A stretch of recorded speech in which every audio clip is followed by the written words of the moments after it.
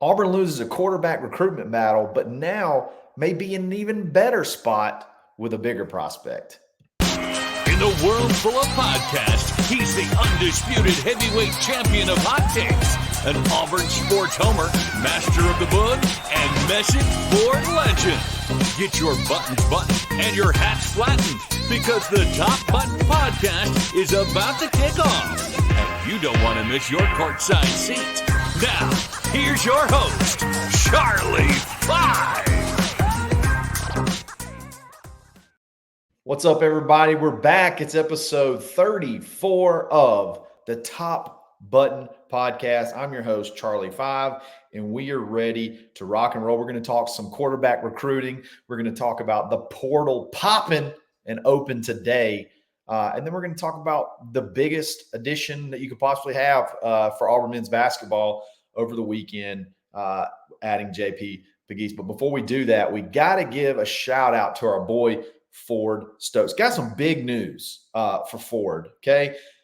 They're launching a television show. If you're in the Huntsville area on 10:30 on Sundays and in Columbus, Georgia on Fox WXTX at 8:30 a.m. on Sundays, they are going to have a retirement results television show. Talk all about the investments, what they can do, different news articles and things like that come up to kind of keep you in the loop.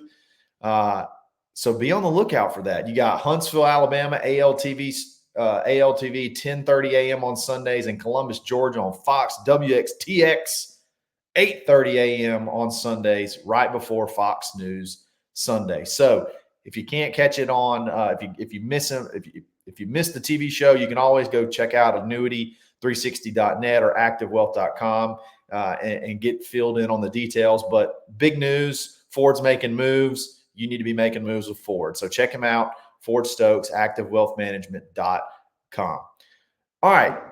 Over the weekend, I guess Sunday, Auburn missed out on a 4-star, borderline 5-star. I'm not going to downplay him whatsoever. Quarterback in Hassan Longstreet from California. Auburn wanted this kid very badly. Rolled out the red carpet, had him here multiple times, all the way from California. Really, really wanted to beat out Texas A&M, go ahead and get their quarterback on the board. He chose Texas A&M. He had a prior relationship with the offensive coordinator, and that was just something that was a little bit too much to overcome. You got him here a little bit later than you would like to, and he'd already sort of been to Texas A&M and had the relationships there. But they battled and made it tough, and I think it went down to the wire. I think it was one of those last-minute sort of decisions. We gave him everything that he could possibly think about and made it tough for him. And that's the kind of battles you're going to be in for these top quarterbacks year in and year out. So enough of the negative. Believe it or not, that and some other events that I'm going to explain possibly put Auburn in an even better position with 5-star quarterback Julian Lewis, who was really, you can't really say he was number 2 on the board. You can't really say he was maybe number 1 all the way on the board.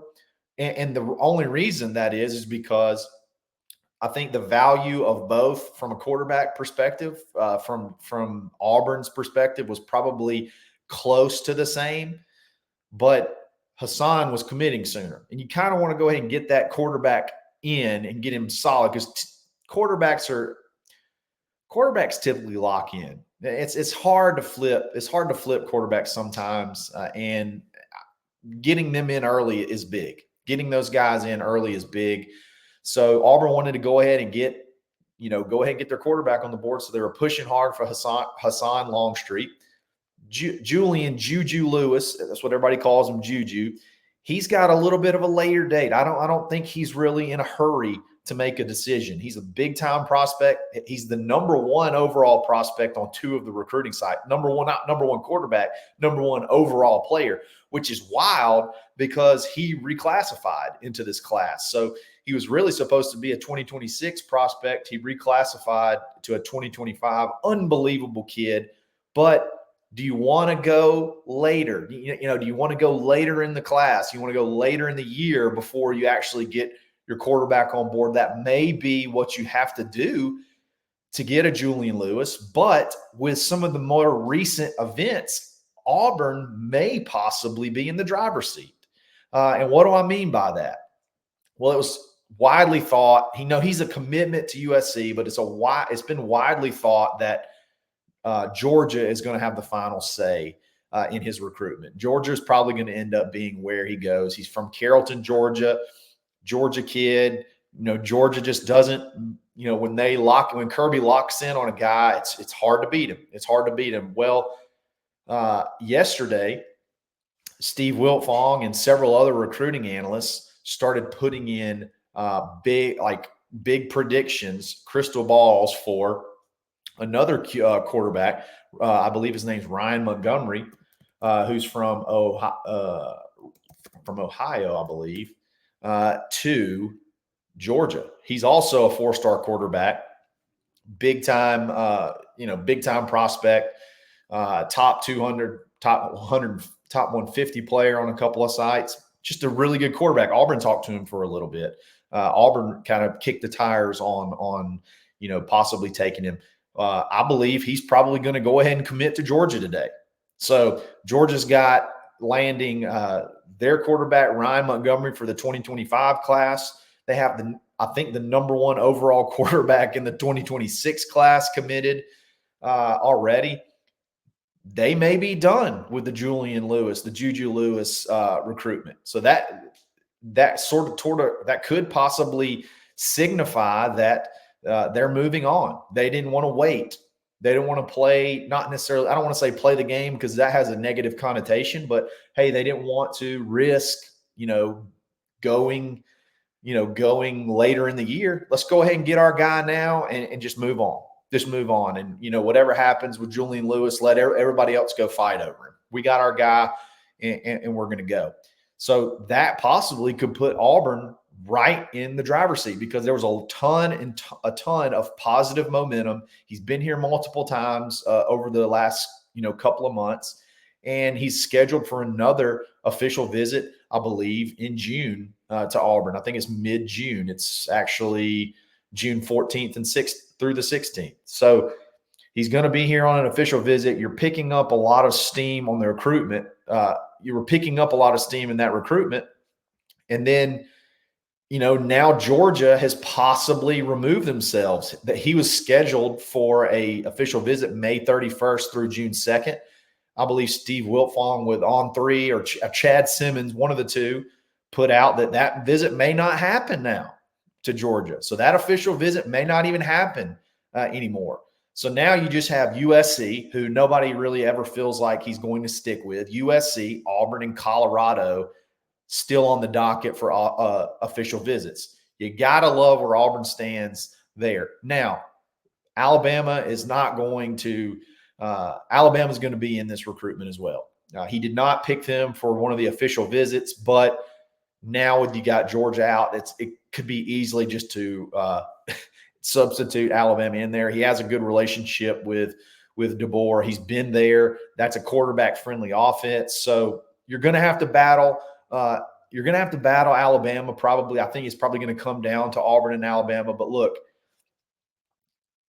it's not the same Alabama anymore. Okay, it's just not. It's not the same Alabama anymore. It's not that they don't have the Nick Saban effect. I really, really like where Auburn sits in this recruitment. I really, really like where Auburn sits overall here. And I think you got a really good chance to land one of the top players in the country in Julian Lewis as your quarterback, as your focal point. And then the chain reaction that could come from that, you really wish you could get him to go ahead and pull the trigger, but he's worth it. He's worth it. And I think if all else fails and somehow you miss out on him too, you could always go get KJ Lacey, who I think would pretty much crawl through glass to be in this Auburn class. So not a terrible spot to be in Auburn. You lose a commitment. I mean, you lose a possible commitment, but you may have either by accident or just by pure luck found yourself in a much better spot for a more highly rated prospect. And you can't hate that. You can't hate that. You like to see, Hugh Freeze on with quarterbacks. You saw last year he stole Walker White from Clemson, and now you possibly got a chance to go make a run at least on two sites, the number one overall player in the country, almost a consensus number one quarterback in general across the board. He's the number two quarterback in the On3 industry ratings, number one in ESPN, number one in Rivals, number four, I believe, in 247, but the number 16 overall prospect. So 247 loves their quarterbacks. So it would be massive for Auburn to get a quarterback like that. I cannot really remember a quarterback that would be similar. I think you'd probably have to go all the way back to maybe a Jason Campbell type guy as far as like where nationally he was rated. At times, there were some sites that had Brandon Cox as a 5-star, but I think Jason Campbell was pretty much one of the he was one of the top five-ish type quarterbacks in the country. So it's been a while since Auburn could possibly reel off someone like at this level, and I think they're primed and in a very, very good spot to make it happen. So you still got April that you're going to have. Still should have some commitments coming up. You watch out for Anquan Fagans. I think he's made it known that he wants to be gone. Have it done in April. You saw some USC riders, which was interesting. Could signify something else that we may talk about. You saw some USC riders start putting in some predictions for Anquan Fagans, top 100, almost consensus top 100 player in the country from Thompson, safety. Would love to go ahead and get him on board. And Eric Winters as well, who's started to get predictions to Auburn, who's sort of made it known, I kind of want to go ahead and get this thing over with in April. So let's watch those timelines, because I still think we got some fireworks in store about halfway through April so far. So we'll see. Recruiting's hot right now. You got visits almost every single weekend, and then now you throw the portal in on top of it, and then you'll get to the summer visits and things like that. And it's just going to be it's recruiting season in all aspects. It's portal season. It's recruiting season. There's not a lot of football to watch. You can watch the UFL, which is pretty dope. If you're a Stallions fan, the greatest dynasty in the history of sports. But for college, it's recruiting right now. It's big. If you love recruiting, now is the time for you. And obviously, I'm a big recruiting guy, so I love this time of year. All right, moving on. Today is the official day that the most monumental, the most intense, the most crazy, the most wild, that's what they say every single time the portal opens. Portal season is officially open, and it is only open for 14 days. It closes literally at the end of this month. So you got 2 weeks to make it happen. If you're a player, you got 2 weeks to make it happen. And if you're a coach, you got 2 weeks to make it happen. So you got to get after it. You got to get after it right now. And Auburn started off with having a official visit from a defensive lineman, which that is going to be the position of emphasis for this class. You're going to see, that's all you're going to hear, basically. Defensive line, defensive line, defensive line. You're going to have to continue to build depth there. And Philip Bliddy, however you want to say it, from Indiana. He's also played at Texas Tech, was here the first day that the portal could open on an official visit to Auburn, which is great. And again, that's a position of need. You got to bring in, continue to build depth. I feel like you have some decent players on the front line as far as guys that could go out there and be starters. But like after that, you're just so young. You're just so young, and you want to bring in some guys, some rotational guys, and maybe if you find, a stud that could maybe even be better than a Gage Keys or a Trill Carter that could play beside Jason Jones.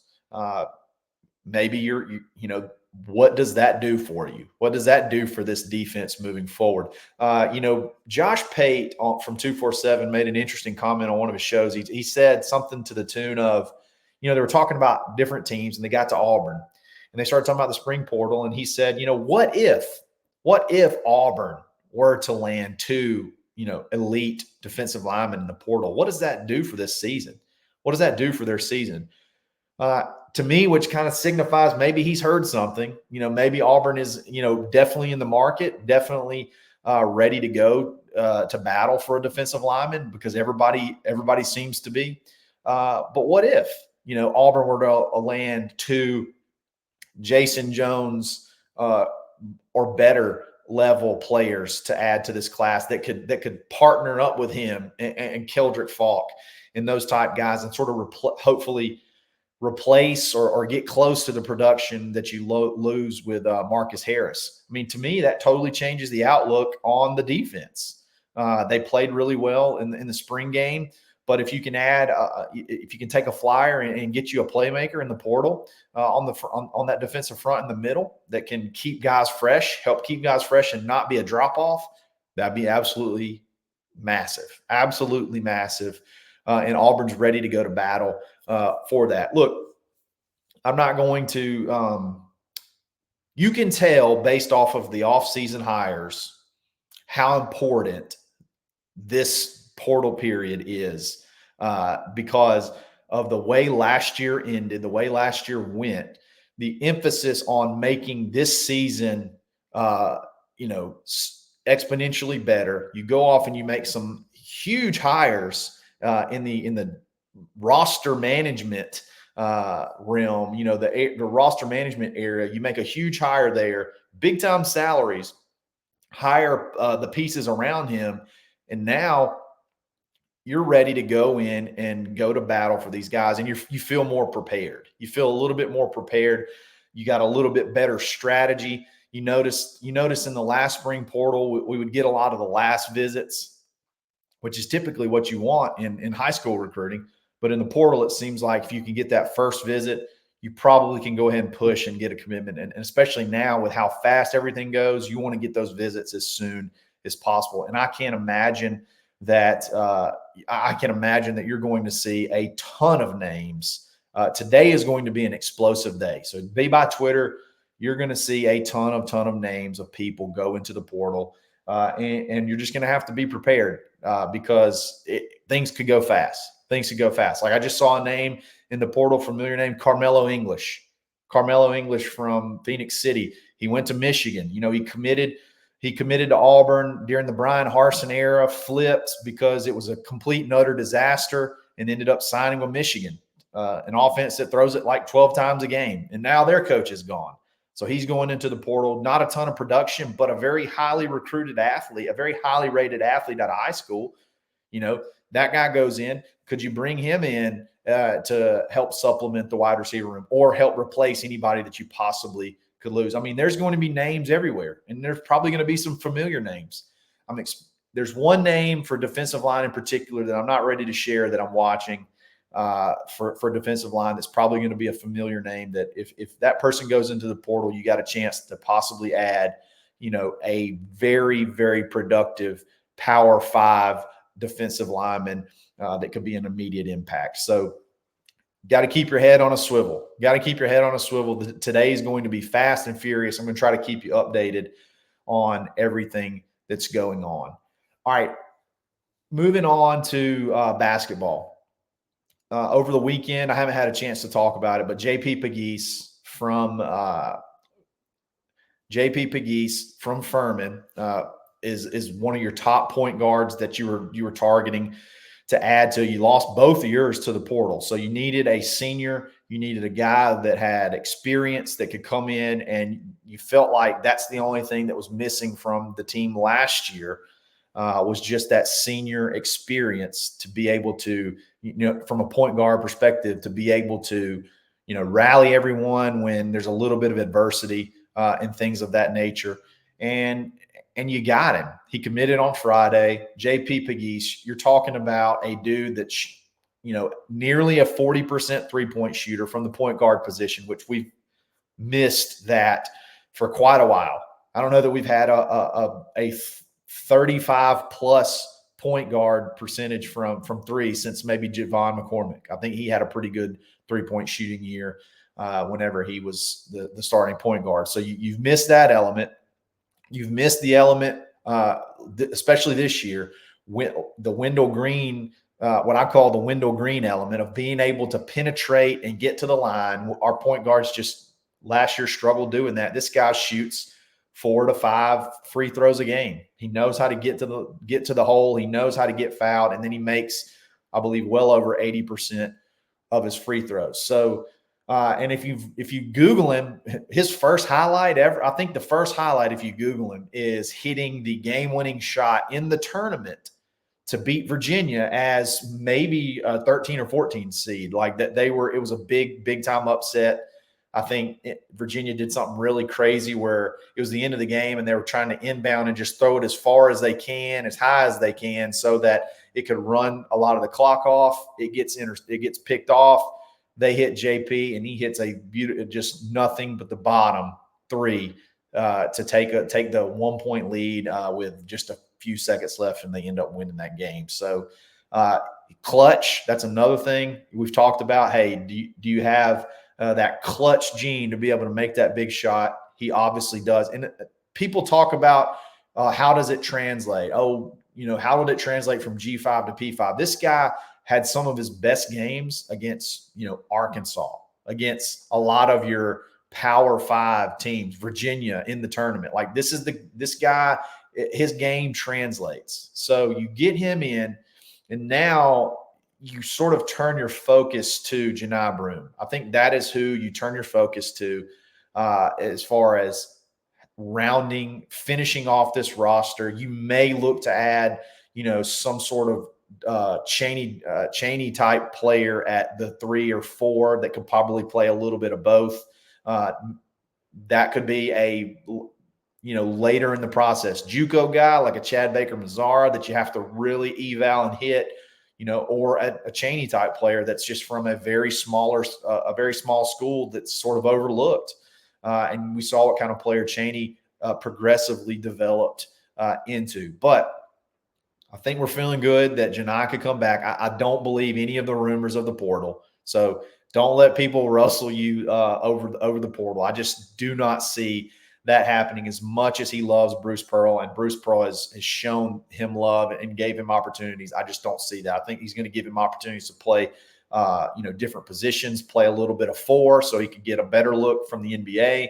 I think they're working out all the details of that, and hopefully that ends pretty soon. And once you get Broome, you have a very solid roster. You have a very solid roster. You got a good mix of young guys and veterans.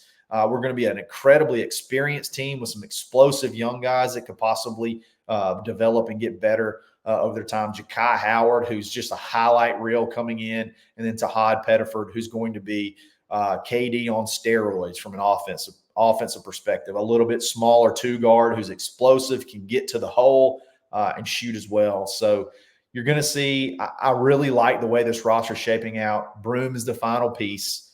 And I think that's probably coming to a close pretty soon. From everything that I'm hearing, I think everything's sort of going in a positive direction towards Auburn. So let's just see how it ends up. But I think we're going to be happy when this thing's over there. So, guys, it's going to be a little bit of a shorter show today. I may do something, a little bit shorter on a day that I don't typically do a podcast because the portal is going to be going so fast. So we'll try to keep you updated on everything. I really appreciate it. Like and subscribe to this video, and it helps with all the YouTube algorithm stuff. And then let's have a conversation. Get in the comments and let's have some fun. I really appreciate it. This is episode 34 of the Top Button Podcast. Again, thanks for listening, and stay buttoned. Thanks for listening, and drive home safely.